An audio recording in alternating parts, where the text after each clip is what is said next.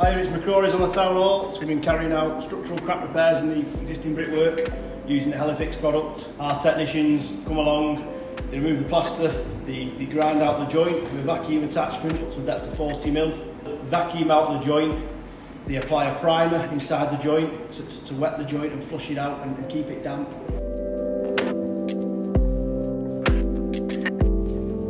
Apply a Helifix grout, pushing the heli bars, and then apply a grout over the top. At which point we point it off, offer it to the main contractor for approval, and get sign off from the structural engineer to complete the task.